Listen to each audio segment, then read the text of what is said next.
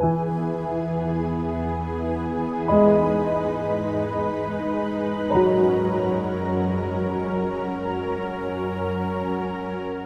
ప్రార్థన చేసుకొని మనం ప్రారంభించుకుందాం. ప్రేమగల తండ్రి, కృపగల మా నాయన, మీ ఉన్నతమైన, మీ ఘనమైన నామానికి వందనాలు. తండ్రి, మాలో ప్రాణం ఉందంటే మీ పని మేము చేయవలసి ఉందనే తండ్రి. అది ఎల్లప్పుడూ కూడా మేము మనసులో ఉంచుకొని తండ్రి మరి మేమెలా బ్రతకాలో అన్ని విషయాలు కూడా గ్రంథస్థం చేసి, మాకొచ్చేటువంటి భాషలో తండ్రి మరి ఆ యొక్క గ్రంథాన్ని ముద్రించి, చెప్పేవారు చేతిలోను, వినేవారి చేతిలోను గ్రంథాన్ని మీరు ఉంచారంటే నిజంగా మేమెంత గొప్ప ధన్యులమో తండ్రి. కనుక అలాంటి ధన్యతను ఏ ఒక్కరు కూడా తండ్రి మరి నిర్లక్ష్యంగా మరి దాన్ని నిష్ప్రయోజనంగా చేసుకోకుండా తండ్రి గ్రంథంలో ఉన్న మాటలను బట్టి మా జీవితాలు ఉన్నాయా లేదా అని మరి ఎప్పుడు కూడా పరిశీలించుకుంటూ, పరీక్షించుకుంటూ ముందుకు వెళ్ళటానికి కావాల్సిన సహాయమును దయచేయండి.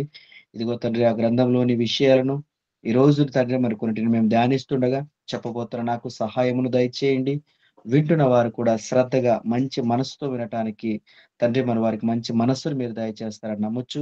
యేసు పరిశుద్ధ నామములో ఈ ప్రార్థన అడిగి వేడుకుంటున్నాము తండ్రి. ఆమేన్. ప్రియులారా, ప్రభువైన యేసుక్రీస్తు వారి పరిశుద్ధమైన నామములో మరి దైవజనులైన వారికిని, అదేవిధంగా సంఘానంతటికిని మరి యేసుక్రీస్తు నామములో మీకు వందనాలు తెలియజేస్తున్నాను అందరికి కూడా. ప్రియులారా, మరి మీకు ముందుగా ప్రకటించినట్టుగా భక్తుల పరిశోధనలో తేలిన ప్రమాద పనిముట్లు. భక్తుల పరిశోధనలో తేలిన ప్రమాద పనిముట్లు. ప్రియులారా, మనిషి తనకు ఉపయోగపడేవి, తనకు అవసరమయ్యేవి ఎన్నో కనిపెట్టాడు. ఏవండి? కనిపెట్టిన వాటిలో చాలా వరకు ఇది నాకు ఉపయోగము, ఇది నాకు అవసరము అని ఎన్నెన్నో కనుక్కున్న తరువాత, కొన్ని రోజులైన తర్వాత వీటి వలన నాకు ప్రమాదముంది అని తెలుసుకున్నాడు. తెలుసుకొని అయ్యో! నేను దీనిని ఎందుకు చేశాను అని బాధపడుతున్నాడు. ఇప్పుడు అలాంటి వాటిలో కొన్నిటిని గురించి మనం ఆలోచిస్తే ఉదాహరణకు ఏవండి? ఎండాకాలం కదా! ఏసీలు కనుక్కున్నాడు కదా! దీని ఉపయోగం మంచిదే. అంటే చల్లటి గాలి మనకు దాని నుండి వస్తుంది. కానీ దాని నుండి వెలువడే ఒక విషవాయువు దాని వలన మనిషికి ప్రమాదముంది. అనేక రోగాలొస్తున్నాయి అని కనిపెట్టిన వాళ్ళు బాధపడుతున్నారు. దీని వాడకం తగ్గించండి. మరీ ఎక్కువగా మీకు అవసరమైతేనే వాడండి. సాధ్యమైనంత వరకు సహజంగా వచ్చే గాలే మనిషికి చాలా మంచిది అని ఇలా ఏసీల గురించి చెప్పేసుకుంటున్నాడు. ఇప్పుడు అది ప్రమాదము అని. ఏవండి? అదే విధంగా ఫ్రిడ్జ్‌లు కూడా అంతేనండి. దాని నుండి మనం చల్లనివి మనం తాగినా, పానీయాలు ఏవైనా పెట్టినా పాడవ్వండి అని మనం అనుకున్నా, కానీ దాని వలన మనిషికి ప్రమాదముందని ఏవండి? నిజంగా ఎంతో మంది ఇప్పుడు చెబుతున్నారు. సాధ్యమైనంత వరకు మీరు ఫ్రిడ్జ్ వాడకండి అని చెబుతున్నారు. మరి దీని నుండి ప్రమాదం అని తెలిసిన తర్వాత దాన్నెందుకు తయారు చేయాలి? ఎందుకంటే చేసినప్పుడు తెలియలేదు ఇంతుంటుందని. చేసిన తర్వాత తెలిసింది నిజంగా అది ఎంత ప్రమాదకరమైనదని. ఇలా మనిషి కనిపెట్టినవి చాలా ఉన్నాయండి. కనిపెట్టిన తర్వాత ఇవి ఎందుకు కనిపెట్టామురా బాబు అనుకుంటున్నారు. ఏవండీ బాంబులు కనిపెట్టిన వాళ్ళు, తుపాకులు కనిపెట్టిన వాళ్ళు, ఏవండీ కత్తులు తయారు చేసిన వాళ్ళు, అవి మంచి ఉద్దేశానికే తయారు చేశారు. కానీ వాటిని దేశాల మీదకి, శత్రువుల మీదకి ఏవండీ వాటిని వినియోగించినప్పుడు వాటి వలన సంభవించే ఆ ప్రాణహాని నిజంగా దాన్ని చూసి అయ్యో! ఎంతో మంది ప్రాణాలను తీసిందా ఇది? దీనినే కనిపెట్టకపోతే ఎంత బావుండేది అనుకోని నిజంగా ఎంతో మంది బాధపడుతున్నారు కనిపెట్టిన వాళ్ళు. అంటే మనిషి అతను పరిశీలించినప్పుడు కొన్నిటిని గురించి ఆలోచించినప్పుడు ఇది ప్రమాదకరమైంది అని తెలిసింది. తెలిసిన తర్వాత బాధపడి దాన్ని వదిలేస్తున్నాడు. సహజ సిద్ధంగా బతకటానికి ఇష్టపడుతున్నాడు. ఏవండి? నిజంగా ఈ మధ్యనే కొన్ని ఎన్నో విలువైనవి అవి.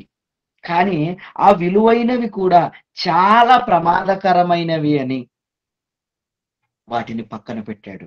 అందులో ఒకటి ఏవండి బొటాక్స్ అని. ఏవండి నిజంగా దాని గురించి ఆలోచించినప్పుడు ఈ బొటాక్స్ అనేది ఒక ఇంజెక్షన్. ఒక మందు ఇంజెక్షన్ రూపంలో దీన్ని వాడతారు. దీన్నసలు ఎందుకు వాడతారండి అంటే, మొఖంపై మడతలు అంటే ముడతలు తొలగించటానికి దీన్ని వాడతారటండి. ఏవండి ఇదొక ఇంజెక్షన్. కానీ ఈ ఇంజెక్షను ప్రారంభంలో అందం కోసం, చందం కోసం పెద్ద పెద్ద బాలీవుడ్ హీరోయిన్స్ మెయిన్‌గా వాళ్ళేనటండి ఇవి వాడేది. అంటే కోట్లున్న వాళ్ళే వాడతారు దీన్ని. మామూలుగా ఉండేవాళ్ళు వాడరు. మొఖం మీద ముడతలు పోవాలన్నా, అందంగా కనపడాలన్నా. కానండి దీని గురించి సీరియస్‌గా ఆలోచించినప్పుడు ప్రియులారా, ఈ బొటాక్స్ అనే ఈ మందు, ఈ ఒక ఇంజెక్షను ఒక దేశ జనాభానే చంపగలదటండి. ఇది చాలా డేంజర్ అట. అందుకనే దీన్ని మీరు వికీపీడియాలో తర్వాత పాఠం అయిపోయిన తర్వాత మీరు చూడండి ప్రియులారా. ఓకేనా? దీన్ని చూస్తే గనక ఇది ఎంత భయంకరమైనది, ఇది ఎంత ప్రాణాంతకరమైనదంటే కొన్ని స్పూన్ల ఏవండీ ఈ బొటాక్సు ఒక దేశ జనాన్నే చంపితే, ఏవండీ కొన్ని కిలోల బొటాక్సే ప్రపంచాన్ని నాశనం చేస్తుందట. చాలా ప్రాణాంతకమైనదిది. ఏవండీ దీన్ని ఎలా చేస్తారంటే, విషవాయువుల ద్వారా తయారు చేస్తారట దీన్ని. నిజంగా ఆ వికీపీడియా చదివినప్పుడు చాలా భయమేసింది. మరి ఇలాంటి దాన్ని ఎందుకు ప్రవేశపెట్టారంటే, ఏవండీ నిజంగా ఇది వాడితే అందమే అందమట. ముఖం మీద మడతలు పోతాయట. కొన్ని వేల కోట్ల రూపాయలటండి ఇవి. నిజంగా ఇవి కొనాలంటే అంటే చిన్న రేటు నుంచి పెద్ద రేటు వరకు ఏవండీ దీనికి ఖరీదు ఉంటది. కానీ దీని వలన చాలా ప్రమాదం ఉందని ఏవండీ చాలా దేశాలు దీన్ని బ్యాన్ చేస్తే, ఇంకా కొన్ని దేశాలైతే ఇది పర్మిషన్ ఉంటేనే దీనిని వాడాలి. పెద్ద పెద్ద వాళ్ళు వైద్య నిపుణులతో ఏవండీ సంప్రదించి, అలాంటి వాళ్ళ సలహాలు తీసుకొనే, అలాంటి వాళ్ళ ఆధ్వర్యములోనే దీన్ని వాడాలి అని, మరి ఎవరికి పడితే వాళ్ళకి ఇది దొరకదు అని దీని గురించి వికీపీడియా. అంటే దీని గురించి ఎందుకు చెప్పాను అంటే, ఒక బొటాక్స్ అనే ఇంజెక్షను కనిపెట్టిన తర్వాత వాళ్ళు చాలా పరిశీలన చేసి ఇది ఎంత ప్రమాదకరమైందో అని చెప్పారు. ఈ ప్రపంచంలో ఈ బొటాక్సే కాదు. ఇలా చాలా మందులున్నాయండి. ఏవండీ? మనిషి కనిపెట్టినవి ఎన్నో కూడా ఇవి మానవ ప్రయోజన కోసమే అని కనుక్కున్నాడు. కనుక్కున్న తర్వాత వారి పరిశోధనలో వీటి వలన ప్రమాదముందని కూడా తెలిసి ఏవండీ ఎన్నిటినో లేకుండా చేశారు. ఓకే. నిజంగా ఇవి ప్రమాదకరమండి అని తెలిసిన తర్వాత మనిషి జాగ్రత్త పడిపోయి వాటి జోలికి పోకుండా ఉన్నాడు. ఇదిగో ఇది డేంజర్ అండి. దీని వలన ప్రమాదం మీకుందండి. ఇది అపాయమండి. ఇక్కడికి వెళ్ళటం వలన మీకు ప్రమాదం సంభవిస్తుందండి అని మనిషి చెప్పగానే ఓకే. ఇది నిజంగా ఇలా చెప్పారంటే దీని వలన ప్రమాదం ఉందన్నమాట. అయితే నేను దీని జోలికి పోకూడదన్నమాట అని మనిషి అర్థం చేసుకొని ప్రమాదకరమైన వాటి జోలికి పోకుండా ఉన్నాడు. ఓకే. అంటే మనుషులు కనుక్కున్నవే వీళ్ళు పరిశీలనల ద్వారా ఇవి అపాయకరమని తెలిసిన తర్వాత మనిషి దాని జోలికి పోకుండా జాగ్రత్త పడుతున్నాడు కదా! మరి ఈరోజు మనం ఆలోచిస్తున్నటువంటి కొన్ని పనిముట్లున్నాయి. అవి మనిషి చెప్పినవి కాదు. భక్తులు పరిశీలించారు. ఈ పనిముట్లు చాలా డేంజర్ అని. ఏవండీ? మనిషి పరిశీలించి నాయనా దీని జోలికి వెళ్ళకూడదంటే మనిషి ఈరోజు వింటున్నాడు. అవునా? అయితే నేను ఇక్కడికి వెళ్ళకూడదా? దీన్ని వాడకూడదా? అయితే ఇది ప్రమాదమా? ఇది ఎక్స్‌పైర్ అయిన మందా? దీని జోలికి వెళ్ళకూడదా? వెళితే నేను సైడ్ ఎఫెక్ట్స్ వచ్చేస్తాయా? లేనిపోని రోగాలు నాకొచ్చేస్తాయా? అయితే ఎక్స్‌పైర్ అయిపోయిన టానిక్ నేను వాడకూడదన్నమాట. ఎక్స్‌పైర్ అయిన టాబ్లెట్స్ నేను వాడకూడదన్నమాట. ఇవి ప్రమాదాన్ని ఏవండీ నాకు కలిగిస్తాయన్నమాట అని మనుషుల మాటలు నమ్మి నువ్వు ప్రమాదం అని తెలిసిన తర్వాత వాటి జోలికి పోవు కదా! ఏవండీ? కానీ ప్రియులారా, ఇక్కడ మనము భక్తుల గురించి ఆలోచిస్తున్నప్పుడు, భక్తులు కొన్ని పనిముట్లను వాటిని గురించి పరిశోధన చేశారు. పరిశోధనలో ఎన్నో విషయాలు చెప్పారు. మరి ఆ విషయాలలో ఆ పనిముట్లను గురించిన జాగ్రత్త నిజంగా మనకుందా? గుడ్డిగా ముందుకు వెళుతున్నామా? చూద్దాం. ఏంటా పనిముట్లు? ఏవండి? ఏంటా పనిముట్లండి? మనకందరికి తెలిసిన పనిముట్లే. పనిముట్టు అనగా సాధనం. దేవుడు దేవుని పని కొరకు ఇచ్చినటువంటి మానవ దేహం అనే సాధనం. ఇప్పుడు ఈ యొక్క సాధనం, ఈ యొక్క పనిముట్టు గురించి మహానుభావుడు యేసుక్రీస్తుల వారు ముందుగా ఆయన ఏమంటున్నాడో, ఒక పనిముట్టు గురించి ఆయన మాట్లాడుతూ, ఆయన ఏమని మాట్లాడాడో ఒకసారి బైబిల్‌లోకి వెళ్లి ఆలోచిద్దాం ప్రియులారా. ఓకేనా? యేసుక్రీస్తుల వారు ప్రమాదకరమైన అని చెప్పినటువంటి పనిముట్టు. ఏంటయ్యా పనిముట్టు? మత్తయి రాసిన సువార్త 6వ అధ్యాయము 23, 24 వచనాలు మనం చదువుకుంటే 22 నుంచి చదువుకుందాం. బావుంటది. దేహమునకు హ్మ్. దీపమే కన్ను గనుక నీ కన్ను తేటగా ఉండిన ఎడల నీ హ్మ్. దేహమంతయు వెలుగుమయమై ఉండును. నీ హ్మ్. కన్ను చెడినదైతే నీ దేహమంతయు చీకటిమయమై ఉండును. నీలోనున్న హ్మ్. వెలుగు చీకటి ఉండిన ఎడల ఆ చీకటి ఎంతో గొప్పది. ఇక్కడ చూడండి, యేసుక్రీస్తుల వారు ఒక ఆయుధం గురించి చెబుతున్నాడు. అంటే ఒక సాధనం గురించి చెబుతున్నాడు. అంటే ఒక పనిముట్టు గురించి చెబుతున్నాడు. ఆయుధమన్నా, ఏవండి పనిముట్టన్నా, సాధనము అన్నా, ఇవన్నీ దేహములో ఉండే అవయవాలను పోల్చి చెబుతుంటాడు దేవుడు. మీరు రోమిలికి రాసిన పత్రికలో 6వ అధ్యాయము ఏవండి 13, 14 వచనాలు మీరు చూసినప్పుడు అక్కడ వ్రాయబడిన మాట, మీ అవయవములను దుర్నీతి సాధనాలుగా, అంటే ఆయుధాలుగా పాపమునకు అప్పగింపకుడి అంటాడు. అంటే ఇవన్నీ కూడా పనిముట్లేనా? అవునండి. దేవుని పని చేసేటువంటి పనిముట్లుగా ఈ అవయవాలను దేవుడు మనకిచ్చాడు. కానీ ఈరోజు ఆ పనిముట్లతో ఎంత ప్రమాదం పొంచి ఉందో అది గుర్తెరగక మనిషి ఈరోజు ఈ పనిముట్టుని ఇష్టానుసారంగా వాడుతున్నాడు. తద్వారా ఎంతటి ప్రమాదకరమైన స్థితిలోనికి వెళ్ళిపోతున్నాడో అర్థం కావటం లేదు. యేసుక్రీస్తుల వారు ఒక పనిముట్టు గురించి చెబుతున్నాడాయన. ఆయనకు అర్థమైపోయింది. ఈ పనిముట్టు ఎంత డేంజరో తెలుసా? ఎంత ప్రమాదకరమైందో తెలుసా? ఏంటయ్యా పనిముట్టు అంటే కన్నటండి. ఇదిగో నీ దేహమునకు దీపమట కన్నే. ఓకే. వండర్. నీ దేహం వెలుగుమయం అవ్వటానికి ఏవండి? నీ దేహం అనే ఇంటికి ఒక వెలుగుగా, ఒక బల్బుగా, ఒక లైటుగా కంటిని చేశాడట దేవుడు. కానీ ఈ కన్నే చెడ్డదైతే, నీ కన్నే గనక బాగోలేకపోతే నీ దేహమంతయు చెడిపోతది. నువ్వు మొత్తం చీకటైపోతావు. ఏవండి? నిజంగా నీ కన్ను చెడినదైతే నీ శరీరం అంతయు చెడినదంటున్నాడు. ప్రియులారా, ఈ యొక్క పనిముట్టు గురించి ఎవరండి ఆలోచిస్తున్నారు? ఆలోచిస్తే ఈ పనిముట్టుతో జాగ్రత్తగా ఉంటారు భూమి మీద. ఇది ప్రమాదమని యేసుక్రీస్తుల వారు చెప్పినా, ఈరోజు ఇష్టానుసారంగా మనిషి చూస్తున్నాడు, ఆలోచిస్తున్నాడు. అంతే కదండీ!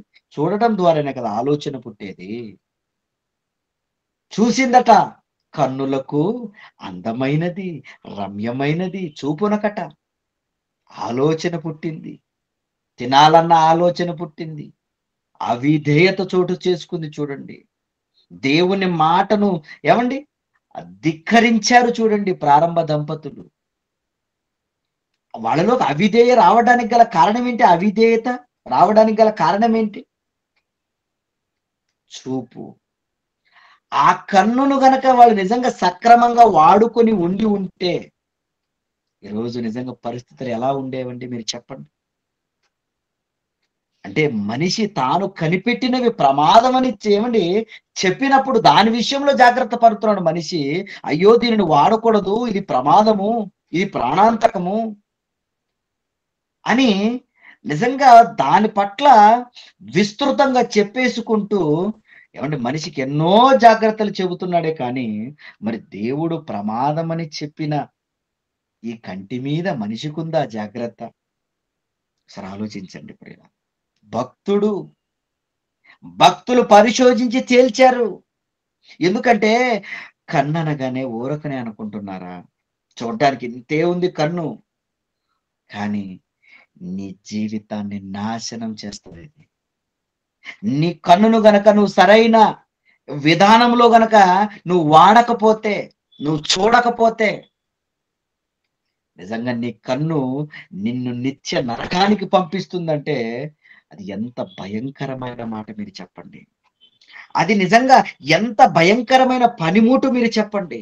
కానీ మరి ఆ పనిముట్లు పట్ల ఆ పనిముట్టు పట్ల జాగ్రత్తగా మనిషి జాగ్రత్త పడిపోయి నేను జాగ్రత్తగా ఉండాలి కదా! నేను చక్కగా చూస్తున్నానా లేదా అని ఏవండి ప్రతీది తాను ఆలోచించి చూడగలుగుతున్నాడా? ఏది పడితే అది చూసేసి ఏవండి మనిషి ఆలోచనంతా చెడిపేసుకుంటున్నాడండి. అందుకనే దేవుడు వారి హృదయము యొక్క తలంపు ఎలా ఉందట? చెడ్డది అంటాడు దేవుడు. మరి ఎలా చెడ్డదైపోయింది వీరి తలంపు? చూస్తున్నాడు, ఆలోచిస్తున్నాడు. ఏవండి? చూస్తున్నాడు, ఆలోచనలన్నీ చెడ్డవిగా వస్తున్నాయి. మరి దేన్ని బట్టయ్యా నువ్వు చెడ్డోడుగా మారిపోతున్నాయంటే పనిముట్టు. ఈ పనిముట్టుతో జాగ్రత్త అన్నాడు దేవుడు. మరి ఈరోజు జాగ్రత్త పడుతున్నారా? ఇది ప్రమాదకరమైన పనిముట్టురా బాబు, దీంతో జాగ్రత్తగా ఉండాలిరా బాబు, దేని పడితే దాన్ని చూడకూడదు, అలా చూడడం బట్టి నా మనసులో ఇలాంటి ఆలోచనలు వచ్చేస్తాయి. ఏమండి? అవి ఏ విధమైన ఆలోచనలు కానివ్వండి, అవన్నీ రావడానికి గల కారణం ఈ ప్రమాదకరమైన పనిముట్టును మనం సరైన పద్ధతిలో వాడకపోవటమే. అందుకనే నాయనా నీ కన్ను జాగ్రత్త నాయనా. ఒకవేళ నీ కన్ను నిన్ను అభ్యంతర పరుస్తదా? అక్కడ అదే అంటాడు చూడండి ఇక్కడ పక్కన. ఏమండి మత్తయి రాసిన సువార్త. నిజంగా ఆ పనిముట్టు గురించి ఆయన మాట్లాడుతూ 25వ అధ్యాయములో ఏమండి మత్తయి రాసిన సువార్త 5వ అధ్యాయములో 29వ వచనాన్ని మీరు చూడండి. 29వ వచనం. నీ కుడి కన్ను నిన్ను అభ్యంతర పరిచిన ఎడల దానిని పెరికి నీ యొద్ద నుండి పారవేయుము. పారవేయ్యా. నీ దేహంలో ఎన్ని అవయవాలు ఉన్నాయి చెప్పు. నీ దేహంలో సుమారుగా 500 అవయవాలు ఉన్నాయని నువ్వు చెప్పుకుంటావు కదా. ఈ 500 అవయవాలు నిత్యాగ్ని దండలలో కాలిపోతాయి. ఒక్క అవయవం లేకపోతే నీకేం ప్రమాదం ఏం లేదు కదా. పెరికాయ అయ్యేదాన్ని నీకు అభ్యంతరం అయితే. ఏమండి? ఎంత క్లియర్ గా ఆ ప్రమాదమైన పనిముట్టు గురించి యేసుక్రీస్తుల వారు చెబుతున్నారు మీరు చూడండి. ఎంత ప్రమాదం కాకపోతే దానిని పెరికివేయి అంటాడు మీరు చెప్పండి. కానీ నిజంగా అలాంటి ప్రమాదకరమైన ఏమండి కన్నును మనం పెట్టుకొని దానిని ఉంచుకొని మనకు అర్థం కావటం లేదు. ఏది పడితే అది చూసేసి ఏది పడితే ఏమండి అది అలా ఆలోచిస్తున్నాం ప్రియులారా. ఈ కన్ను ఎంత ప్రమాదకరమైనదంటే నిజంగా చరిత్రలోకి మనం వెళ్ళిపోతే ప్రియులారా కంటికున్న ఆశలు ఎంత చూసినా కంటికి తృప్తే లేదటండి ఒక భక్తుడు. ఆయన పరిశీలనలో తేలిది ఏంటంటే నాయన ఈ కన్నుకు చాలు అన్నది నాయన, తృప్తి అనేది ఉండదు నాయన. నువ్వు చూసే కొద్దీ ఇంకా ఇంకా ఇంకా కొత్తది, ఇంకా కొత్తది, ఇంకా ఏదో. ఏమండి? ఎవరండి ఆయన? తృప్తి లేదని చెప్పినటువంటి ఆయన. అన్ని అనుభవించిన తర్వాత తేలిన ఫలితార్థం ఇదే. అనుభవస్తులు చెప్పే మాటలు చాలా బాగుంటాయి కదండి. మనం కూడా అప్పుడప్పుడు పెద్దలు చెప్పాలండి వాక్యాన్ని. ఎందుకంటే వాళ్ళ అనుభవంతో చెబుతారు. చాలా బాగుంటాయి అంటారు. Okay, good. మంచిదది. అనుభవస్తులు చెప్పిన మాటలు చాలా బాగుంటాయి. ఎందుకంటే వాళ్ళకి అనుభవం ఉంటది కనుక. ఇక్కడ కూడా ప్రియులారా కంటిని గురించిన విషయాలలో ఏమంటే ఒక అనుభవజ్ఞుడు చెబుతున్నాడు. ఏమనో తెలుసా? ప్రసంగి గ్రంథము. ఏం చెప్తున్నాడు చూడండి ఆయన. ప్రసంగి గ్రంథము 1వ అధ్యాయము 8వ వచనాన్ని మనం పరిశీలిస్తున్నప్పుడు ఎడతెరిపి లేకుండా సమస్తము జరుగుచున్నది. మనుష్యులు ఉమ్, దాన్ని వివరింపగలరు. ఉమ్. చూచుట చేత కన్ను తృప్తి పొందుకున్నది, వినుట చేత కనుక మాట చెవికి ఉంది ఆయన తృప్తి కలుగుట ఏమండి? లేదు. కన్ను గురించి అక్కడ ఆయన మాట్లాడుతూ చూచుట చేత కన్ను తృప్తి పొందకయున్నది, పొందకున్నదటండి. ఏమంటే కంటికి ఏమంటే ఇది నేను రేపటితో ఇది చూసి ఇక నేను చాలండి అనుకుంటది మీరు చెప్పండి కన్ను? నిజంగా ఎన్ని చూసాడు మీరు చెప్పండి ఇతను? ఏమండి? ఎన్ని రకాలుగా ప్రియులారా తాను కంటికి ఏదైతే ఇష్టంగా కనపడిందో అవన్నీ కూడా ఆయన చేసేసాడట. అదే అంటాడు ఆయన. మీరు 2వ అధ్యాయము మొత్తం మీరు చదవండి.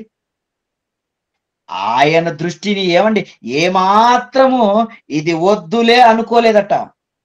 అన్నీ కూడా ఏమండి ఆయన అనుభవించటానికి ప్రయత్నించి అన్నీ అనుభవించేశాడు. కానీ అన్నీ అనుభవించినా కూడా ఏది తక్కువ కాకుండా ఏమండి అన్ని అనుభవించిన తర్వాత అదే అంటాడు ఆయన 2వ అధ్యాయం 10వ వచనంలో, నా కన్నులు ఆశించిన వాటిలో దేనిని అవి చూడకుండా నేను అభ్యంతరం చేయలేదు. నేను ఏది అభ్యంతరం చేయలేదు నేను. కానీ తృప్తి ఏమైనా ఉందా? ఏమి లేదు. అన్ని నిదానించి చూసిన తర్వాత ఏంటయ్యా ఏమి లేదు. నాకు దొరికిన భాగ్యం ఏంటంటే ఏమండి అన్ని వ్యర్థం కదా. అదే అంటాడు కదండి 11లో, అప్పుడు నేను చేసిన వాటిని అన్నిటి పనులన్నిటిని వాటి కొరకు నేను పడిన ప్రయాసం అంతా నేను నిదానించి వివేచింపగా అవన్నీ వ్యర్థమైనవిగాను ఒకడు గాలికి ప్రయాసపడినట్టుగా నాకు అగపడింది. ఏంటి గాలిక? గాలి దొరకదు. ఓ ఎగురుతున్నాడు అనుకోండి బయట ఒకడు ఎవడైనా పట్టుకోవడానికి. ఎలా ఉంటది మీరు చెప్పండి? ఒరేయ్ ఎందుకురా కష్టపడతావు? లేదు కష్టపడుతున్నాడు అనుకోండి వాళ్ళు చూసి జాలేయదు. పిచ్చోడు అనుకుంటారు కదా! ప్రియులారా నిజంగా ఈ దేహంలో ఉండే కన్ను ఎంత ప్రమాదకరమైనదని దేవుడు చెప్పుతున్నా ఈరోజు మనం కళ్ళతో చూస్తున్నవి ఇవి నిజాలనుకొని లేదా చూస్తున్న అవి నాకు కావాలనుకొని ఎంతో మంది జీవితాలను నాశనం చేసేసుకుంటున్నారు ప్రియులారా. ఈ కన్నును కంట్రోల్ చేయలేక, ఈ కన్ను ప్రమాదమైనదని తెలియక, ఈ పనిముట్టు ఎంత ప్రమాదకరమైనదో తెలియక ఈరోజు ఎన్నో కుటుంబాలు పాడైపోతున్నాయండి. ఈరోజు ఏ న్యూస్ చూడండి, ఏ సంబంధాలు బాగున్నాయి మీరు చెప్పండి. ఈ సంబంధాలు ఇలా చెడిపోవడానికి గల కారణం ఏంటి? చూపు కాదా? భర్తున్నాడు ఈవిడికి. కానీ ఇంకొకరిని చూసింది. ఏంటయ్యా ఆ చూపు ఎందుకెళ్ళింది అక్కడికి? అందంగా ఉన్నాడా? ఏదో నీకు ఆశ చూపించాడా? 3 పిల్లలు చెప్పిందండి ఒక ఆవిడ. ఏవండి? చూడండి ఆవిడ నిజంగా ఎంతటి దిక్కుమాలిన పని చేసిందంటే, ఏవండి 3 పిల్లలండి. ముగ్గురు నిజంగా దేవుడు చక్కటి పిల్లల్నిచ్చాడండి. 3 మగ పిల్లలండి నిజంగా. ఆవిడ చూడండి మీరు. ఏవండి? నిజంగా 3 పిల్లలు చంపేసిందావిడ. ఎందుకు చంపావమ్మా అంటే, కింద ఇంకొక ఫోటో. ఏవండి వీళ్ళేనండి 3 పిల్లలండి. ఎందుకు చంపావమ్మా అంటే, కారణం ఏంటో తెలుసా? ప్రియుడు కోసం. ఏవండి చూడండి అక్కడ చూడండి. ఏమని రాసాడక్కడ హెడ్‌లైను?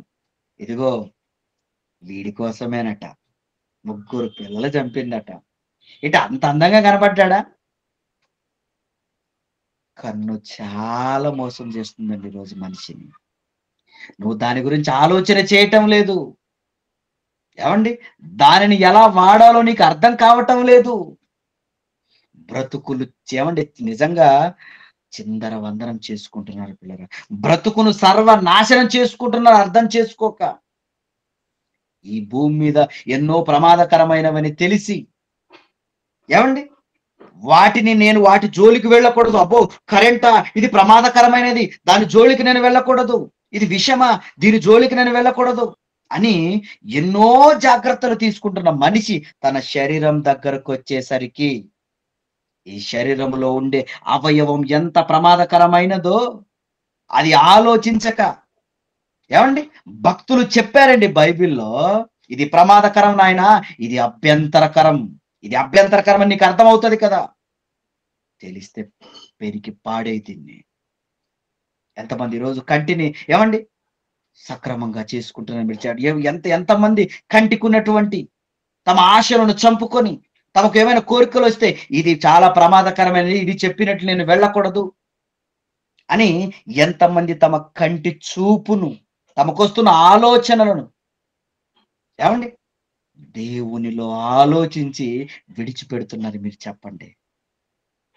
దేవుడేమో రాయించేశాడు, నాయన ప్రమాదకరమైన కన్ను నీలో ఉంది నాయన, దానితో జాగ్రత్త నాయన, నీకెంత మేలుందో ఆ కంటి వలన, అంతే ప్రమాదం ఉంది కొడుకా, నువ్వు చూసుకో అని దేవుడంటే ఈరోజు ఎంత మందికి అర్థమైంది ప్రియులారా ఈ కంటి కోసం.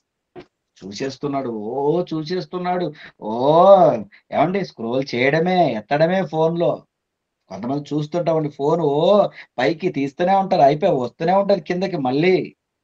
ఏం చూస్తావయ్యా నువ్వు? నీకు కన్నిచ్చిన దేవుడు నిన్ను చూస్తున్నాడు. ఏమండి? కంటిని నిర్మించినవాడు అందుకని అంటాడు కదా! కీర్తనల గ్రంథము 94వ కీర్తన 9వ మాటలో ఏమండి?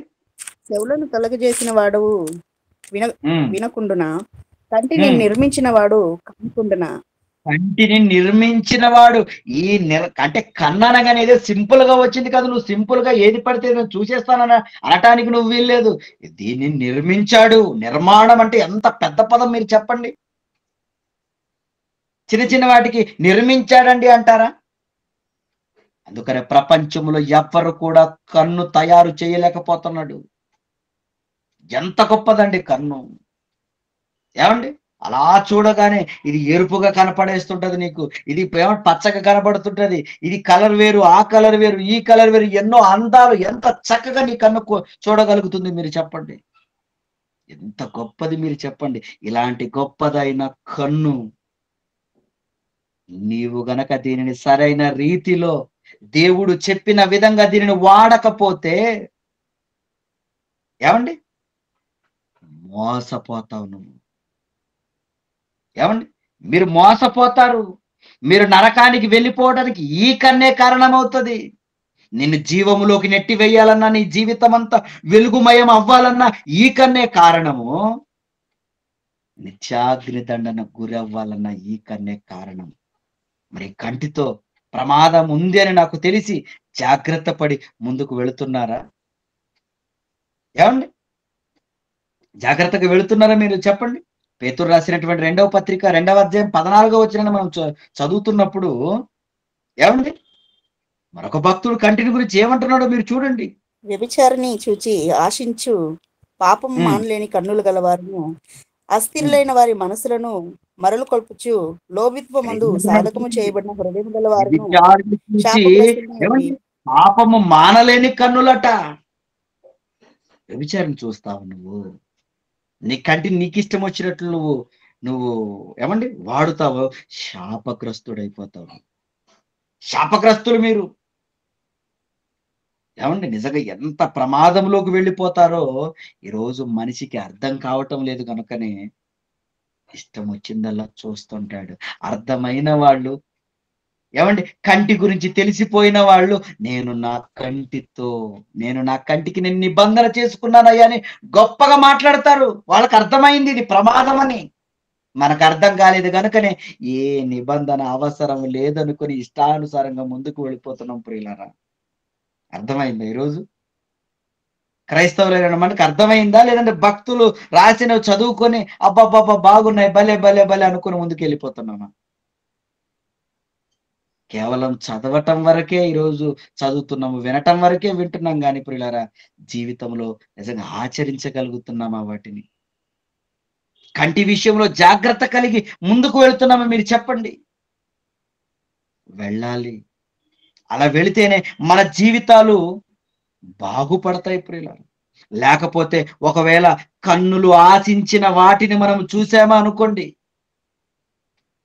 నిత్యాగ్ని దండనకు మనం వెళ్ళిపోతాం. ఏమండి? ఏ కన్నైతే నువ్వు చూసి ఏమండి? నువ్వు ఆ కంటితో నువ్వు చూసావో, దేవుడు భయంకరమైన చోటుకు నిన్ను పంపిస్తాడంటే ప్రియులారా, నిజంగా ఆ కంటి గురించి అర్థమైన వాళ్ళు ఎన్నో విషయాలు ఏమంటే కన్ను చేసిన ఆ తప్పిదానికి ఎన్ని శిక్షలు అనుభవించారు భక్తులు మీరు చెప్పండి. ఎన్ని శిక్షలు! ఒక్క చూపే చూశాడు సాంసోన్. ఒక్క చూపేనండి. ఆ చూపుతో అతని జీవితం అతలాకుతలమైపోయింది. ఆ చరిత్రలన్నీ దేవుడు ఎందుకండి రాయించాడు? నాయనా చూపు జాగ్రత్త నాన్న. మహాభక్తాది భక్తులే పడిపోయారు. ఇదిగో నేను రాయించాను వాటిని గ్రంథంలో. క్రీస్తు కాలంలో మీరొస్తారు కదా! పరిపూర్ణము ఏమండి వాక్యం పరిపూర్ణమైన చేయబడిన కాలంలో మీరొస్తారు కదా! నా పిల్లలుగా మీరు ఆ విషయాలన్నీ చదువుకొని నిజంగా గొప్పవాళ్ళయిపోతారయ్యా. ఒకప్పుడు వాళ్ళంటే మరి జ్ఞానం పరిపూర్ణం కాలేదు కదా! ఏదో చూసారులే. మరి చూసిన వాళ్ళ జీవిత చరిత్రలు మీకు రాయించాను కదా! మరి మీరు సర్వసత్యములో ఇప్పుడున్నారు కదా! సర్వసత్యంలోకి పరిశుద్ధాత్మ దేవుడు మిమ్మల్ని నడిపిస్తున్నాడు కదా! ప్రతీదీ పరిశీలింపజేస్తున్నాడు కదా! ప్రతీదీ ఎంతో మంది సేవకులతో చెప్పిస్తున్నాడు కదా! మరి ఏమండి చెప్పిస్తున్నప్పుడు సరిచేసుకొని ఏమండి కంటితో జాగ్రత్తగా ముందుకు వెళ్తున్నారా? లేదు ఎన్నో వ్రాయబడతాయి కదండీ అని గుడ్డిగా వెళ్ళిపోతున్నారా? చాలా జాగ్రత్తగుండాలి. నా ఇష్టానుసారుడైన మనుష్యుడు నా ఉద్దేశములన్నీ నెరవేర్చెను. గొప్పగా చెప్పుకున్నాడు. కానీ అలాంటాయన అలా నడుస్తూ చూసాడట కిందకి. ఏముంది చూస్తే? స్నానం చేస్తుందట ఒకావిడ. ఎందుకయ్యా చూసావు? అయిపోయింది. అతడి జీవితంలో, అతని కుటుంబంలో ఎన్ని యుద్ధాలు చెప్పండి. ఏవండి? ఎంతటి శాపానికి గురయ్యాడో మీరు చెప్పండి. అది తప్ప దావీదు జీవితంలో ఏమైనా ఉందంటారా? ఏవండి? కానీ ఆ చూపుతో ఆ మచ్చ చూడండి ఇప్పటికి చదువుకుంటున్నాం చూడండి మనం. ఆ మచ్చ ఇప్పటికి చదువుకుంటున్నాం చూడండి.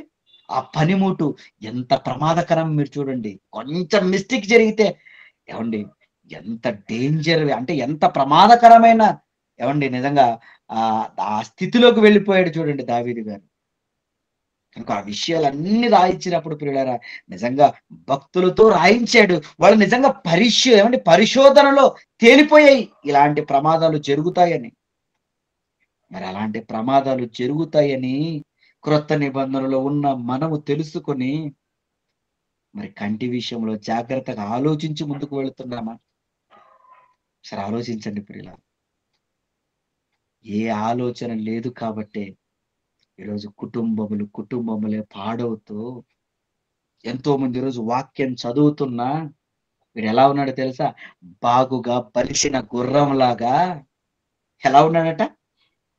పక్కింటి ఆవిడని చూసి నవ్వుకునేవాడిగా ఉన్నాడట. ఇర్మియా గారు అంటారు కదా! ఆ మాట ఎంత బావుంటదో మీరు చూడండి ఆ మాట. సిగ్గు రావాలి. అలా చూసే వాళ్ళకి. అంతే కదండీ! తమ కంటిని సరిచేసుకోలేని వాళ్ళకు ఏం రావాలి? సిగ్గు రావాలి. ఎందుకంటే ప్రమాదమయ్యా అది. ఇర్మియా గ్రంథం 5వ అధ్యాయము 8వ మాట. బాగుగా బలిసిన గుర్రం వలె ప్రతివాడును ఇటు అటు తిరుగుచు హ్మ్. తన పొరుగువాని భార్య వెంబడి సకిలించును. అంటే అట్టి ఇంట్లో ఆవిడుంది. అందంగా కనపడట్లేదు. ఆవిడకి అదే. ఇంతకుముందు ఆవిడ కూడా ముగ్గురు పిల్లలు చంపింది గదండీ! ఇంట్లో ఉన్న ఆయన అందంగా కనపడటం లేదు. ప్రియుడు కావాల్సి వచ్చాడు. అంటే కన్ను చూసింది, ఆశించింది. చూస్తున్నాడు, ఆశిస్తున్నాడు. బాగుగా బలిసిన గుర్రం గదరా నువ్వు. అందుకనే కదా సకిలిస్తున్నావు. పొరుగువాని భార్య వెంబడి నువ్వు పడుతున్నావు. చంపేస్తాడు దేవుడు నిన్ను. ఈ దేహాన్ని ఈరోజు దేవుని కోసం ఎలా వినియోగించుకోవాలో తెలియటం లేదు. వ్యభిచారం జరిగినందుకే, వీళ్ళు చూసి ఆశించినందుకే ఎంతమంది చచ్చిపోయారో చరిత్రలో మనం చదువుకుంటున్నప్పుడు, వ్యభిచారం చేసిన వాళ్ళు చంపేశాడండి దేవుడు. తెగులొచ్చింది. సంఖ్యాకాండంలో మీరు చదువుకోండి ప్రియులారా. సంఖ్యాకాండం 25వ అధ్యాయంలో ఏవండి 8వ వచనంలో తమకిష్టమైన స్త్రీలను తెచ్చుకున్నారట. స్త్రీల దగ్గరికి వెళ్ళిపోయారట. అయ్యో! వాళ్ళ దగ్గరికి వెళ్ళకూడదు కదా! అందంగా ఉన్నారా? ఏంటయ్యా అందం? నీ కన్ను నిన్ను మోసం చేసింది. ఏవండి? ఆ కంటికున్న ఆశలను నువ్వు సరిగా ఆలోచించలేదు. ఈరోజు మాయలో పడిపోయి ఏవండి? ఆ ప్రమాదాన్ని గుర్తెరగక మోసపోతున్నాడు మనిషి. నిజంగా అలాంటి మోసాలు రాకుండా ఉండాలని, అలాంటి ప్రమాదకరమైన పరిస్థితుల్లోకి మనం వెళ్ళకూడదని, ఈ విషయాలన్నీ మనతో దేవుడు మాట్లాడుతున్నప్పుడు ఇలా ఎన్ని మాటలు మీరు చెప్పండి దేవుడు. "ఒరేయ్! నువ్వు పెళ్లి చేసుకున్నావా? చక్కగా ఉండురా. ఇతరులెందుకు నీకు అందంగా కనపడతారు? కనపడ్డానికి వీల్లేదురా. నువ్వు భార్యకు బద్ధుడవై ఉన్నావా? విడుదలెందుకురా నువ్వు కోరుతావు?" ఏవండి? అమ్మ నువ్వా? నీ దేహం అతనికేనమ్మా అంకితం. నీ దేహం అతనికి, అతని దేహం నీకు. మీరు ధర్మాలు పాటించాలమ్మా.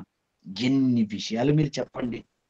ఈ విషయాలన్నీ దేవుడు రాయించి ఇచ్చాడంటే, వీటిని మనం చక్కగా నేర్చుకొని, ఈ దేహములో ఉండే ప్రతి అవయవాన్ని చక్కగా మనం నడపాలనే ప్రియులారా.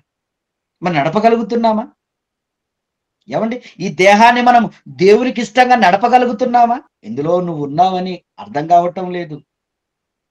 ఈ దేహం ఇదిగో ఈ నేల నుండి తీయబడింది. ఈ దేహం ఈ పంచభూతాలలో నుండి తీయబడింది. అందుకనే ఇందులో నీళ్లున్నాయి, ఇందులో మట్టి ఉంది, ఇందులో గాలి ఉంది, ఇందులో అగ్ని ఉంది. దేహంలో అన్నీ ఉన్నాయి. ఎందుకు ఇన్ని ఉన్నాయంటే ఈ భూమి నుండే తీయబడింది ఈ దేహం. అందుకనే ఈ భూమి మీద ఉన్న వాటిని ఆకర్షిస్తది. మరి ఇందులో ఉన్న నువ్వెవరు? ఆత్మగా దేవునిలో ఉన్న ఒక భాగం నువ్వు. ఆయన కుమారుడివి నువ్వు. ఇందులో ఉన్న నువ్వు ఈ శరీరం అనే దేవదూతను చక్కగా దేవుని కోసం వాడాలి. మీకు అర్థమవుతుందా? ఈ దేహం అనేది ప్రియులారా ఏవండి దేవదూత మనకు సేవలు చేయటానికి దీన్ని పెట్టాడు. అంటే ఈ శరీరాన్ని నువ్వు వాడుకో, చక్కగా నువ్వు తిరుగు, నువ్వు కాళ్ళతో చక్కగా తిరుగు నాయన నువ్వు తిరుగు. కంటితో చక్కగా చూడు నాయన నువ్వు చూడు. దీన్ని వాడుకో, నా పనిలో నువ్వు వాడుకో. కంటిని వాడుకో, ముక్కును వాడుకో, చెవిని వాడుకో. ఈ 500 అవయవాలను నువ్వు చక్కగా నా పనిలో వాడుకో అని దేవుడు ఈ దేవదూతల్ని మనకు అప్పగిస్తే మనం ఏం చేస్తారో తెలుసా? ఈ దేవదూతల్ని ఏమండి చేయరాని కార్యక్రమాలు ఈ దేహం అనే దేవదూతతో మనం చేస్తున్నాము. ఎందుకంటే ఆత్మ వలన దీన్ని నడిపించవలసి ఉన్నది. కానీ శరీరాశలతో మనం నడిపిస్తున్నాం దీన్ని. మీకు అర్థమవుతున్నాయా? లోతుగా ఆలోచించండి. ఖచ్చితంగా చాలా చక్కగా అర్థమవుతాయి మీకు. కానీ ఈరోజు ఈ శరీరం కోసం ఆలోచించక ఇష్టానుసారంగా ఏది పడితే అది మాట్లాడేయడము, ఏది పడితే అది చూడటము, ఏది పడితే అది చేసేయటము. తద్వారా మనిషి ఏమవుతున్నాడో తెలుసా ప్రియులారా? చాలా ప్రమాదకరమైన స్థితిలోనికి వెళ్ళిపోతున్నాడు. ఏవండి? నిజంగా ఈ కంటి విషయంలో ఎలాంటి స్థితిలోకి వెళ్ళిపోతున్నాడో ఇక మీకు ఎన్ని విషయాలున్నాయి మీరు చెప్పండి. ఆల్రెడీ మీకు కంటి గురించి మీరు చాలా ప్రసంగాలు వినే ఉంటారు. ఈరోజు కూడా ఒక కొత్తగా చెప్పాలనే ఇలా ఇలా తీసుకొనొచ్చాను నేను. ఎందుకంటే ఎంతమంది చేత విన్నా ఏమాత్రం నిజంగా మార్పు మరి ఉందంటారా? మీకే తెలియాలి. ఎందుకంటే ఎవరి హృదయాల్లోచనలు వాళ్ళకే బాగా తెలుసు. మాకేం తెలుసండి పైపైనే చూస్తాం. కానీ మనకు తెలుసు మేమెలా చూస్తున్నాము. మా చూపును బట్టి మా ఆలోచనలు ఎలా ఉన్నాయి. నిజంగా చాలా ప్రమాదకరమైనది మన దేహంలో ఉండే కన్ను. అండ్ ఇంకా అవయవాలలో ప్రతి దాని గురించి భక్తులు మాట్లాడారండి. ప్రతి అవయవం గురించి మాట్లాడారు. ఏవండి? యాకోబు గారు మాట్లాడతారు చూద్దాం. ఆయన దేని గురించి ఆయన దేన్ని పరిశీలించాడో, దేన్ని పరిశీలించి ఏ అవయవం గురించి దేవుడు ఆయనతో మాట్లాడించాడో ఆ విషయాన్ని కూడా మనం బైబిల్‌లో చూస్తే యాకోబు రాసిన పత్రిక. 3వ అధ్యాయము 3వ వచనాన్ని మనం చదువుకుంటే 3వ వచనాన్ని గుర్రములు మనకు గుర్రములను లోబడుటకై మనకు మోసి కట్టిపెట్టి వాటి శరీరం అంతా త్రిప్పుదుము కదా! ఓడలను కూడా చూడుడి అవి ఎంతో గొప్పవై పెనుగాలి కొట్టుకొని పోవుడినను ఓడ నడుపువాని ఉద్దేశం చొప్పున మిక్కిలి చిన్నదగు చుక్కాని చేత త్రిప్పబడును. అలాగుననే నాలుక కూడా చిన్న అవయవమైనను బహుగా అదిరిపడును. ఎంత కొంచెము నుప్పు ఎంత విస్తారమైన అడవిని తగలబెట్టును. నాలుక అగ్నియే. నాలుక మన అవయవములో ఉంచబడిన పాప ప్రపంచమై సర్వ శరీరమునకు మాలిన్యము కలుగజేయుచు ప్రకృతి చక్రమునకు చిచ్చు పెట్టును. ఎంత చక్కగా రాయించాడు దేవుడు. ఇక్కడ ఒకటి ప్రమాదకరమైన పనిముట్టు గురించి మళ్ళీ చెప్తున్నాడు. ఏంటట ఆ ప్రమాదకరమైన పనిముట్టు? నాయనా నీ నోరు, నాయనా నీ నాలుక. ఇది ఎంత ప్రమాదకరమైందంటే, ఒరే నాయనా ఇంత ఇంత కొంచెం నిప్పే కదా, ఎంత పెద్ద అడవినైనా తగలబెడతది కదా. నీ నాలుకను కూడా నువ్వు సరిగా వినియోగించలేకపోతే, నువ్వు సరిగా వాడలేకపోతే, ఈ విశ్వమే ప్రకృతి చక్రం అన్నాడు. అంటే టోటల్ ఈ విశ్వమే తగలబడిపోతది. నాలుక అగ్ని అన్నాడు చూడండి ఆయన. మరి ఈ అగ్నితో నువ్వు జాగ్రత్తగా ఉంటున్నావా? ఏమండి? ఏమండి నిజంగా ఎలా ఉన్నాయి నీ మాటలు? ఆలోచించగలుగుతున్నావా? అంటే భక్తులు చెప్పారండి వీటి గురించి. ఎందుకు వాళ్ళు చెప్పారు వాటి గురించి అంటే, పరిశీలన. ఈ అవయవములో ఉండే అవయవాలు ఎంత ప్రమాదకరమైనవో మనిషి తెలియక వాటిని అడ్డదారిలో ఉపయోగిస్తున్నాడు, సరైన రీతిలో వాడకుండా. అందుకనే నీ శరీరమే నిన్నెక్కడికి నడిపిస్తుందో తెలుసా? నేను ఎవరో నరకానికి పంపించవలసిన అవసరం లేదయ్యా. నేను ఎవరి వలన, వాళ్ళ వలన, వీళ్ళ వలన, ఎవరి వలనో నేను నరకానికి వెళ్ళిపోతాను అనడానికి లేదు. నీ వలననే నువ్వు నరకానికి వెళ్ళిపోతావు. నీ చావుకు ఎవరో కాదు కారణం, నువ్వే కారణం నీ చావుకు. ఏమండి? నిజంగానండి. మన చావుకు మనమే కారణం. చేతులారా మన ప్రాణాలను మనమే తీసేసుకుంటాం. ఎలా? ఈ పనిముట్లను సరైన రీతిలో వాడకపోవటమే. ఏమండి? ఈ పనిముట్లను సరైన రీతిలో వాడకపోవటం వలన ఏం జరుగుతది? నీ కాలానికి ముందే నువ్వు ఎందుకయ్యా చచ్చిపోతావంటాడు ఆయన. నీ కాలం ఇంకా రాలేదు, కానీ నువ్వు ముందే చచ్చిపోతావు. కారణం? నీ అవయవములను దుర్నీతి సాధనాలుగా నువ్వు వాడుతున్నావు. నీకు అర్థం కావటం లేదు. ఏం ఆలోచిస్తున్నావు నువ్వు? ఏమండి? నిజంగా ప్రియులారా, ఇలా ఆలోచించుకుంటూ పోతే శరీరములో ప్రతి ఒక్క అవయవము కూడా చాలా ప్రమాదకరమైనది. అందుకనే పౌలు గారు ఆయన వచ్చేసేసరికి ఏమంటాడు తెలుసా? నా శరీరములో మంచిదేది లేదయ్యా. ఎందుకంటే చాలా ప్రమాదకరమైనవే ఉన్నాయి. దాన్ని నేను ఆలోచించక గుడ్డిగా గనక నేను వెళ్ళిపోయానా, నా గతి అదో గతి. ఎందుకంటే ఇందులో ఉన్నవన్నీ శరీర కార్యాలు నింపేసుకున్నాం నేను. శరీర కార్యాలు స్పష్టమై ఉన్నవి. లిస్ట్ చూసుకుంటే ఎన్నున్నాయి మీరు చెప్పండి ప్రమాదకరమైనవి ఈ శరీరంలో. వాటిని ఏమంటే ఎలా ఉంచుకున్నాం మీరు చెప్పండి. నిజంగా మరి వాటిని నువ్వు పారద్రోలేవాడుగా ఉన్నావా? వాటిని బయటకి తీసేసేవాడుగా ఉన్నావా?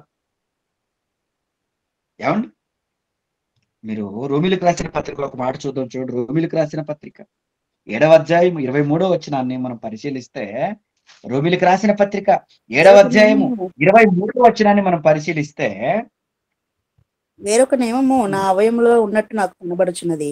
అది నా మనసునందున ధర్మశాస్త్రంతో పోరాడుచు నా అవయములలోనున్న పాప నియమమునకు నన్ను చెరపట్టి లోపరుచుకొనుచున్నది.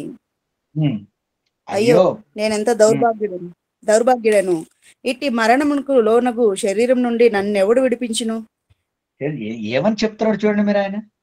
ఇట్టి మరణమునకు లోనగు అంటే ఈ శరీరంతో, ఈ శరీరంలో ఉండే అవయవాలను పట్టించుకోకుండా నువ్వు ఏది పడితే అది చూసి, ఏది పడితే అది మాట్లాడి, నిజంగా నువ్వు గుడ్డిగా కనుక వెళ్ళిపోతే నిన్నెవ్వడు కాపాడలేడు.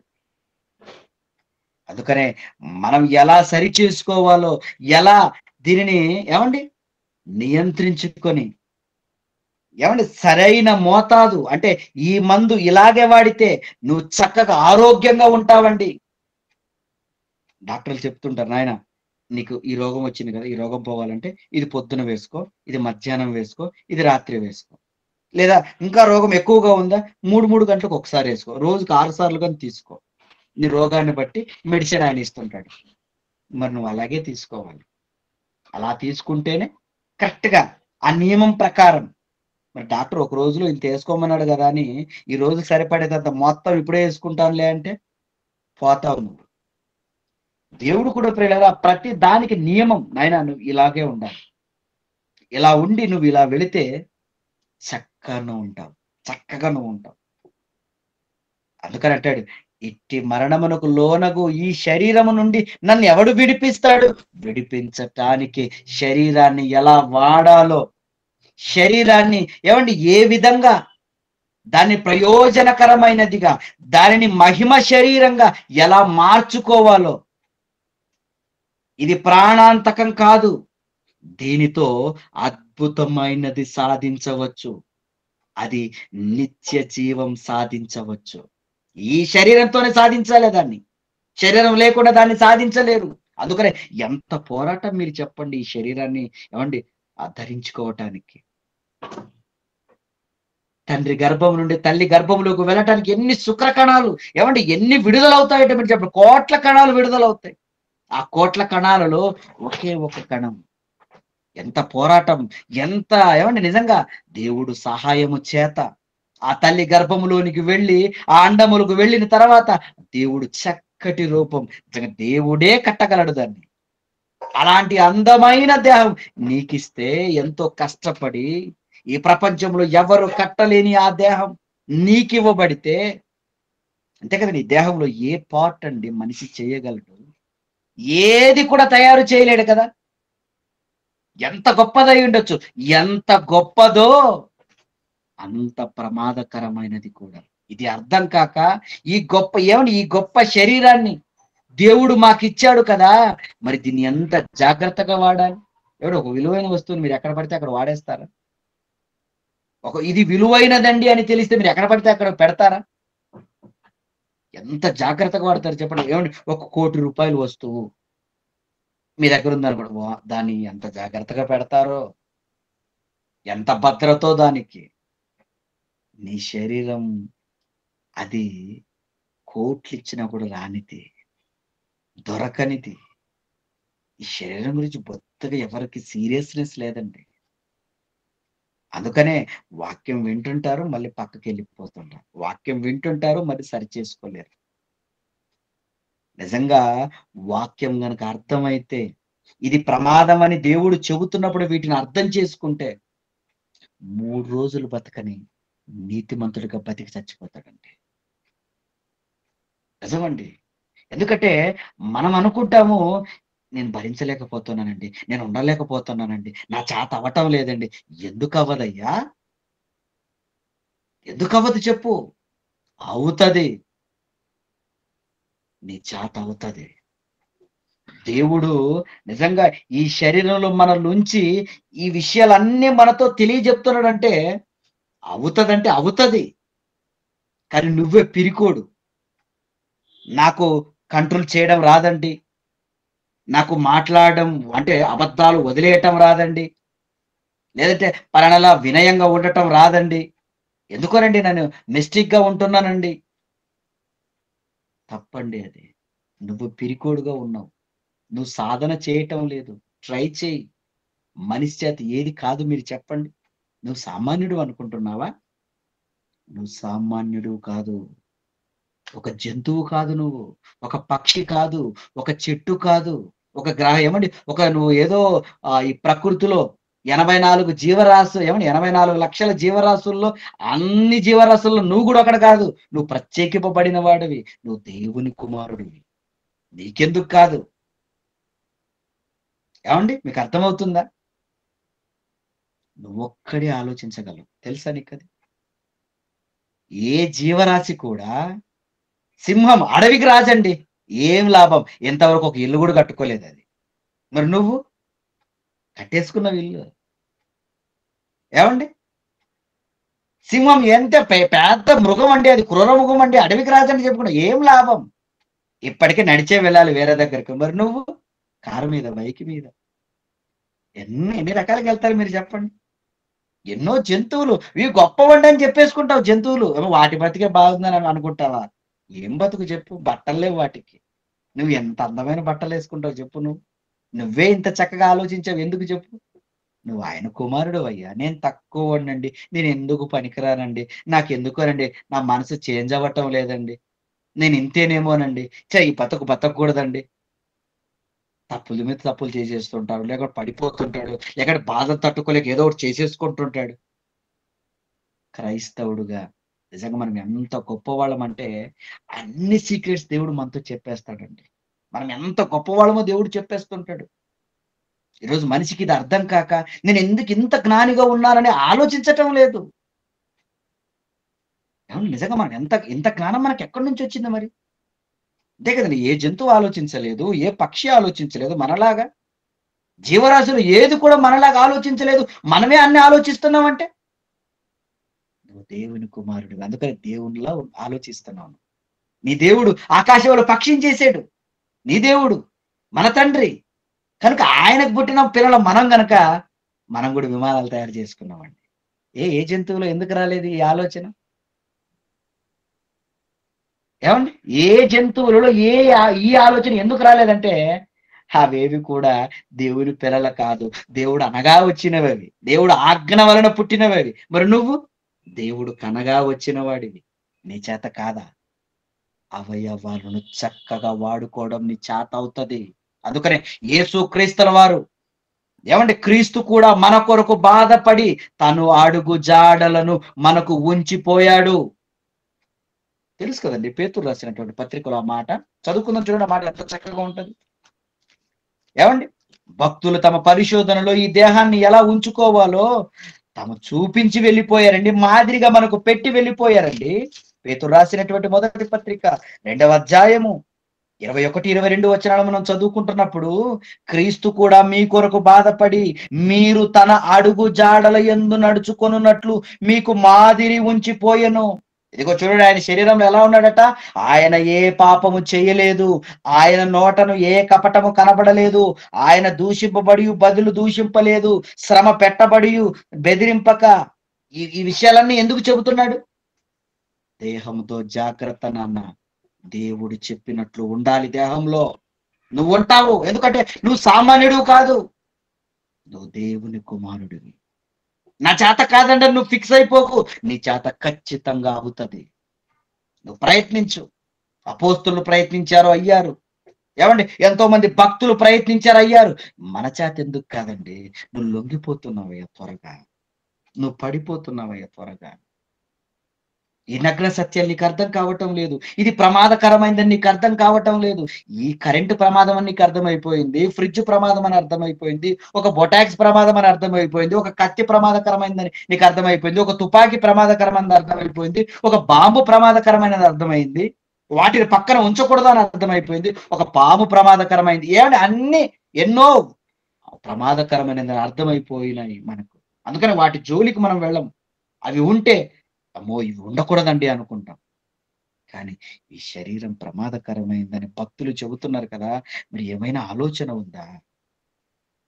ఏమండి? ఏమైనా ఆలోచన ఉండి అయ్యో! అయితే నేను భయపడాలా? నేను బతికేస్తానండి అని నిజంగా మంచి మంచి నిర్ణయాలను తీసుకొని దేవుని కోసం ఉన్నతంగా బ్రతుకుతామా? మన అవయవాలను దుర్నీతికి కాదయ్యా నీతికి సాధనాలుగా మేము వాడతాం. అలా వాడితేనే ఇవి ప్రమాదంగా మారవు. ఏమండి? అలా నీతికి ఏమండి ఈ అవయవాలను అదే అంటారు కదా రోమిలికి రాసిన పత్రిక. చివరిగా చూపించి ముగించేస్తాను చూడండి. రోమిలికి రాసిన పత్రిక 8వ అధ్యాయం చూసుకొని మళ్ళీ అక్కడికి వచ్చేద్దాం ప్రియులారా. 7వ అధ్యాయానికి వచ్చేద్దాము. రోమిలికి రాసిన పత్రిక 8వ అధ్యాయంలో ఆయన ఏమంటున్నాడంటే 13, 14 వచనాలు మనం చదువుకుందాం ప్రియులారా. 8, 13, 14లో మీరు మీరు శరీరానుసారంగా ప్రవర్తించిన ఎడల ప్రవర్తించిన యెడల చావవలసిన వారయుందురు. శరీరం చెప్పినట్లు మీరు విన్నారా? చచ్చిపోతారు. ఎందుకంటే ఇది ప్రమాదకరం. చాలా ప్రమాదకరం. నా కన్ను చూసిందండి, నా నోరు మాట్లాడిందండి, నా చెవి వినిందండి, నా ముక్కు పీల్చిందండి, నా కాళ్ళు ఎక్కడికో వెళ్ళాయండి, నా చేతులు ఏవో చేసాయండి అని నువ్వు ఏది పడితే అది చెప్పేసుకుంటే దేవుడు ఒప్పుకోడు. ఎందుకంటే ప్రమాదకరం. మరి దాని జోలికి పోవద్దు. దేవుడు ముందే రాయించేశాడు అన్ని విషయాలు. ఎంతో మంది భక్తులతో చెప్పించేశాడు. అంతే కదా బాంబు కనిపెట్టిన వాడు ఒరే దాని జోలికి వెళ్ళకూడదురా, అది పైనుంచి కిందకి పడితే పేలిపోతుందని అని చెప్పాడు. లేదనుకోండి నువ్వు అది వినకుండా బాంబు గట్టిగా పట్టుకొని ఏమైనా పైనుంచి కిందకి మీ ఇంటి మీద వేసావు అనుకో. ఇప్పుడు బాంబును తయారు చేసిన నువ్వు తయారు చేసావు కదయ్యా, మరి ఏమైనా అడగడానికి ఉంటదా? నేను చెప్పాను కదా కిందకి పడితే పేలిపోతుందని. గన్ను తయారు చేసిన వాడు ఒరే నువ్వు గన్ను నీ ఇంట్లో ఉన్న దాన్ని నువ్వు పేల్చకూడదురా, లేదు నేను పేల్చేస్తాను, మనిషి గురిపెట్టి పేల్చేస్తానంటే పోతావు మరి. నేను కత్తి ఉందండి అంటే, కత్తితో నేను పొడి చేస్తానండి, కానీ పొడిచినా కూడా ఏమవ్వకూడదంటే, పొడి చేస్తే చచ్చిపోతారయ్యా, రక్తం వస్తదయ్యా. ఏవండి? వాడిన తర్వాత ఏవండి ఇది ఎందుకుందండి అని, లేదు దాని గురించి చెప్పేసాడు నీకు. ప్రమాదం నాయనా నువ్వు దీన్ని ఇలాగే వాడాలి. ఒక కత్తి కూరగాయలు కొయ్యి. ఏవండి ఒక బాంబు ఇది అవసరాన్ని బట్టి ఇదిగో వాళ్ళు వాడుకుంటారు. ఏవండి? శత్రువులు మన మీదకి ఎవరు రాకుండానో, లేకుంటే ఏ జంతువులు రాకుండానో దేనికి ఉపయోగించాలో దానికి ఉపయోగిస్తారు. నీకెందుకు వాటితో? కత్తులతో నీకెందుకు? తుపాకులతో నీకెందుకు? అవి అర్థమైపోయాయి కదా! అందుకని వాటితో నాకెందుకు అనుకోని వాటిని దూరంగా పెట్టావు మరి. మరి ఈ శరీరం? మీరు శరీరానుసారంగా ప్రవర్తిస్తే, శరీరం చెప్పినట్లు మీరు వింటే, మీరు చచ్చిపోతారు. భయముందా? భయపడతారా? ఎక్కడండి భయం? మనిషికెప్పుడు భయమొస్తది మీరు చెప్పండి? హాస్పిటల్‌కెళ్ళినప్పుడు భయమొస్తది. అయ్యో! బావుంటే బావుండేది గదా! నా చెయ్యి బావుంటే, నా కాలు బావుంటే, నా గుండె బావుంటే, నా ఊపిరితిత్తులు బావుంటే, అన్నీ బాగుంటే నువ్వు ఆలోచించవు. పోతే బాగుంటే అనే ఆలోచన నీకొస్తది. ప్రియులారా! నిజంగా దేవుడు ఈ మాటలు మనకు ముందే చెప్పిస్తున్నాడంటే, మీరు శరీరానుసారంగా మీరు ప్రవర్తించకూడదు. ఎందుకంటే శరీరానుసారంగా ప్రవర్తించుటకి మీరు శరీరానికి ఋణస్థులా? ఈ దేవదూతకు మీరు ఋణస్థులా? ఈ దేవదూతతో పని చేయించవలసిన వారయ్యా మీరు. ఈ శరీరాన్ని దేవుని కోసం తిప్పవలసిన వాళ్ళయ్యా మీరు. ఈ దేహములో ఏవండి? ఈ దేహములో నువ్వు అధికారివి నువ్వు దీనికి. ఈ దేహానికి అధికారివి నువ్వు. నువ్వు చెయ్యి, ఆజ్ఞ చెయ్యి. నువ్వు దీన్ని శాసించు. దీనికి ఆర్డర్ వెయ్యి. ఇబ్బందా? పర్లేదు. నొప్పా? పర్లేదు. ఏవండి?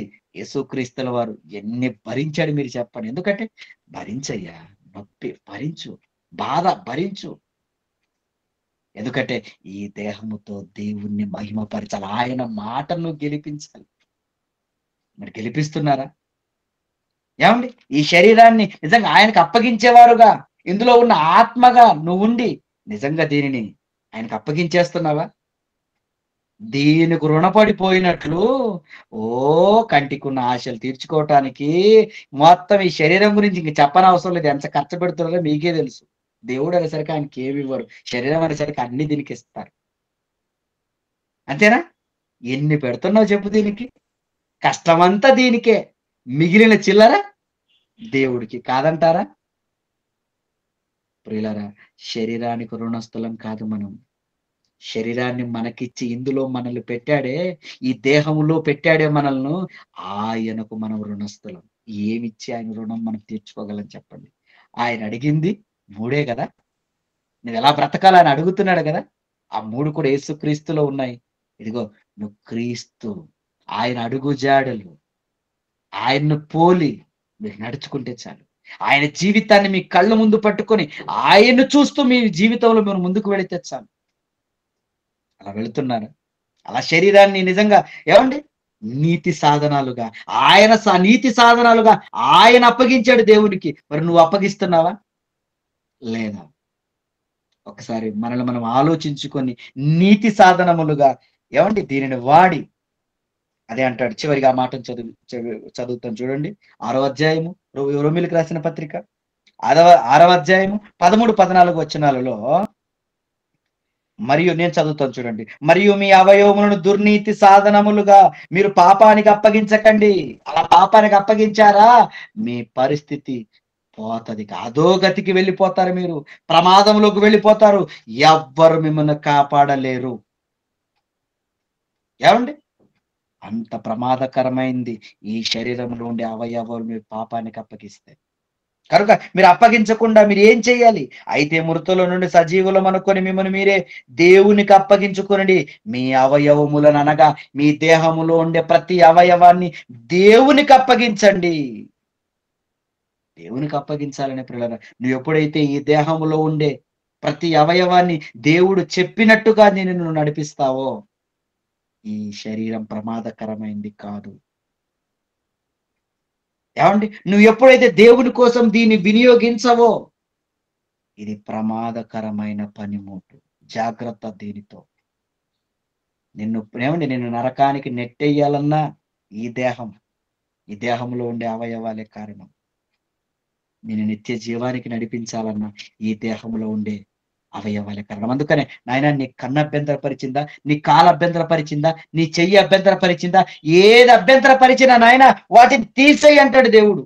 భూమి మీద మీ అవయవములను చంపేయండి అంటాడు ఆయన. కనుక ఈ అవయవాలను మీరు నిజంగా చంపేయండి, దేవుని కోసం ఉన్నతంగా వాడేయండి. ఇది చాలా ప్రమాదకరమైన పనిముట్టు. కనుక భక్తుల పరిశోధనలో తేలిన ప్రమాదకరమైన పనిముట్లు ఏంటో తెలుసా? ఈ దేహంలో ఉండే అవయవాలు. జాగ్రత్త. ప్రార్థన చేసుకుందాం, కళ్ళు మూసుకోండి. ప్రేమగల తండ్రి, కృపగల మా నాయన, మీ ఉన్నతమైన మీ ఘనమైన నామానికి వందనాలు, స్తోత్రాలు. ఇదిగో తండ్రి, ఈ ప్రపంచంలో ఇవి ప్రమాదకరమైనవని చెప్పినప్పుడు నిజంగా వాటి పట్ల మేము జాగ్రత్త కలిగి వీటి జోలికి వెళ్ళకూడదు, వీటితో జాగ్రత్తగా ఉండాలని మేము ఆలోచిస్తున్నాము. వాటి జోలికి వెళ్లకుండా జాగ్రత్త పడుతున్నాము. కానీ భక్తులుగా ఉన్నటువంటి వాళ్ళు మానవులకు అత్యంత అవసరమైన నిత్య జీవం, నిజంగా అది కావాలంటే ఒక ప్రమాదకరమైనది మాతోనే ఉందని, అది శరీరమని, శరీరంలో ఉండే ప్రతి అవయవము కూడా ఎంత ప్రమాదకరమైనదో ఎంతో మంది భక్తులతో మీరు రాశారయ్య. నిజంగా ఆ విషయాలన్నీ మేము వింటున్నప్పుడు కొన్ని ఆలోచించామయ్యా, కానీ ఇంకా ఎన్నో ఉన్నాయి. మా జీవితం సరిపోదు ఆలోచిస్తుంటే. అన్ని మీరు రాయించారంటే నిజంగా మా జీవితాలు మేము సరిచేసుకుని గొప్పగా ఈ దేహాన్ని మీ కొరకు నీతి సాధనాలుగా ఈ దేహంలో ఉండే ప్రతి అవయవమును మీ చిత్తంలో భాగంగా తండ్రి మరి వాడేటట్లుగా మీరు మాకు సహాయం దయచేయండి. ఇదిగో తండ్రి, ఇది ప్రమాదకరమైనది కనుక ప్రతి ఆలోచనను చక్కగా సీరియస్గా మేము తీసుకొని నాయన మరి మా బ్రతుకులను సరిచేసుకొని యేసుక్రీస్తుల వారు నాయన ఆయన యొక్క అడుగుజాడలలో ఆయన యొక్క ముద్రలు కలిగి మేము బ్రతకటానికి కావలసిన సహాయమును దయచేయండి. ఇదిగో నాన్న మరి సంఘంగా మీ మాటలు విన్న ఏ ఒక్కరు కూడా మరి నిర్లక్ష్యంగా కాక ఆలోచించి తమ జీవితములలో ఆశీర్వాదకరంగా తండ్రి మరి ఈ మాటలు ఉండటానికి కావలసిన సహాయమును దయచేయండి. సంఘాన్ని జ్ఞాపకం చేసుకోండి, సంఘాన్ని నడిపిస్తున్న నాయకులు మీరు జ్ఞాపకం చేసుకోండి. అందరికీ మంచి ఆరోగ్యాన్ని, మంచి ఆయుష్ని మీరు దయచేస్తారని నమ్మొచ్చు. యేసు పరిశుద్ధ నామములో ఈ ప్రార్థన మీకు సమర్పిస్తున్నాను తండ్రి, ఆమేన్.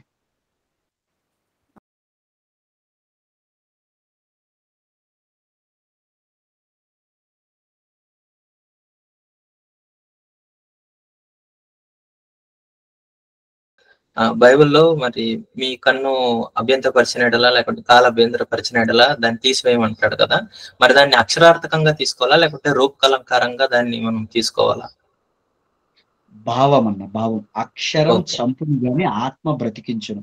అందులో ఉండే భావాన్ని మనం తీసుకోవాలి. కంటి అనగానే దానికి ఓకే. సంబంధించిన ఆశలు. ఓకేనా? ఓకే. శరీరానికి ఉండే ప్రతి ఆశ. ఆశను చంపాలి అని చేయి నరుక్కోవడం కాదు, కన్ను తీసుకోవడం కాదు, కానీ మనసులో హృదయంలో పుట్టే ఆశను చంపుకోవాలన్నది ఆ వాక్య భాగం. ఓకే, థ్యాంక్ యూ అన్న.